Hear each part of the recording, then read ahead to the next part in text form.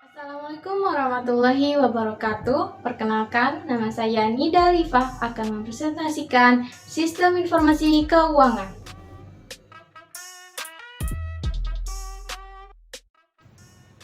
Sebelum masuk ke pembahasan materi, di sini akan disinggung terlebih dahulu tentang sistem informasi keuangan mekanis yang telah digunakan dalam bisnis selama 100 tahun atau lebih. Mesin kartu berlubang yang menjadi satu-satunya alternatif bagi perusahaan besar sebelum adanya komputer, digunakan terutama dalam fungsi keuangan. Kita telah mengetahui bahwa fungsi keuangan berkaitan dengan arus uang dalam perusahaan. Pada mulanya harus diperoleh uang untuk mendukung manufaktur, pemasaran, dan aktivitas yang lain. Kemudian, pendanaan tersebut harus dikontrol untuk memastikan bahwa ia digunakan secara efektif. Pengertian sistem informasi keuangan ialah subsistem pemrosesan data yang memberikan data lengkap mengenai segala sifat moneter yang terjadi pada perusahaan. Subsistem inteligensi keuangan memonitor lingkungan ekonomi dari masyarakat keuangan dan juga melakukan interface dengan pemegang saham perusahaan. Subsistem audit internal mengevaluasi sistem informasi konseptual seluruh perusahaan dan mempunyai potensi memberikan pengaruh yang kuat terhadap desain sistem. Pemasaran dan manufaktur melakukan ramalan aktivitasnya dalam jangka pendek, namun seseorang harus melakukan wawasan jangka yang lebih panjang. Sistem informasi keuangan mempunyai 3 tugas pokok. 1. Mengidentifikasi kebutuhan uang yang akan datang. 2. Membantu perolehan dana tersebut. 3. Mengontrol penggunaannya.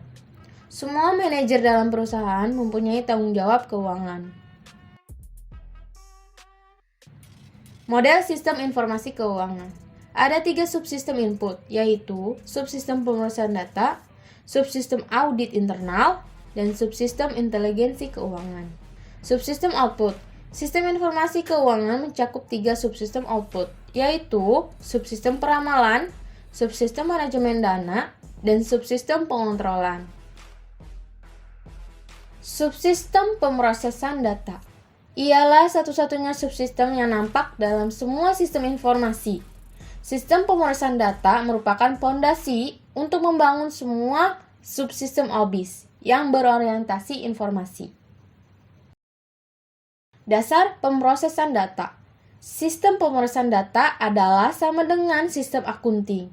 Tujuannya untuk menghasilkan dan memelihara record perusahaan yang up to date. Pemrosesan data mempunyai 4 tugas pokok, yaitu pengumpulan data, pengubahan data, penyimpanan data, dan pembuatan dokumen. Data akunting. Data akunting memberikan record mengenai segala kepentingan moneter yang terjadi di perusahaan. Sebuah record dibuat dari sebuah transaksi yang menjelaskan fakta yang penting, yaitu apa yang telah terjadi, kapan kejadiannya, siapa yang terlibat, dan dalam berbagai kasus berapa jumlah uang yang terlibat. Sistem biaya sebagian besar data akunting digunakan secara internal di dalam departemen akunting oleh sistem biaya. Sistem biaya, seperti arti dari namanya, menentukan biaya operasi perusahaan. Subsistem audit internal. Perusahaan berbagai ukuran mengandalkan organisasi luar yang disebut auditor eksternal untuk melakukan audit terhadap record akunting dengan tujuan untuk memverifikasi keakuratannya. Jenis aktivitas auditing. Ada 4 jenis pokok dari aktivitas auditing internal, yaitu keuangan, operasional, persetujuan, dan desain sistem pengontrolan. Seorang auditor internal dapat melakukan semua aktivitas tersebut. Auditing keuangan.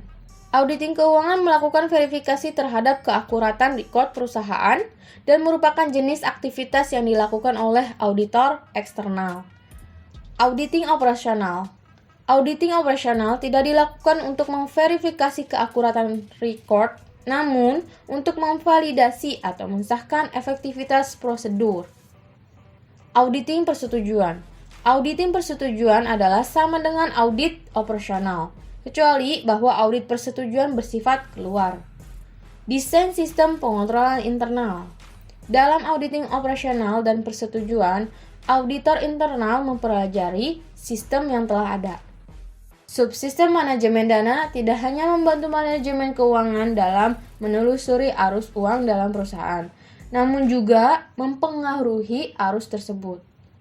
Model cash flow dapat digunakan untuk mensimulasi pengaruh keputusan alternatif mengenai arus tersebut.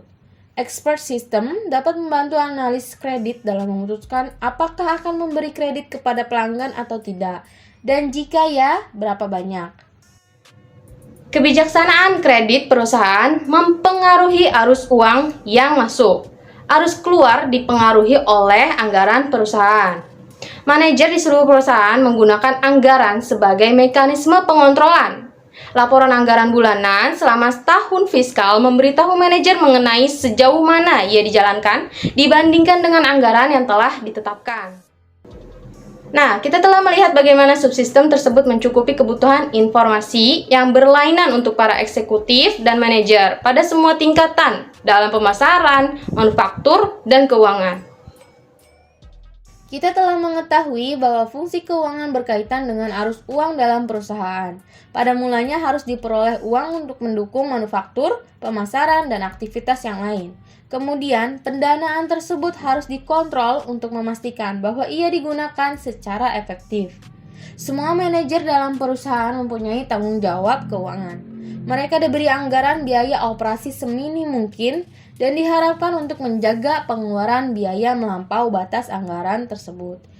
Informasi yang menjelaskan arus uang baik yang dianggarkan maupun yang sebenarnya memungkinkan manajer untuk melakukan tanggung jawab keuangannya. Informasi ini diberikan oleh sistem informasi keuangan.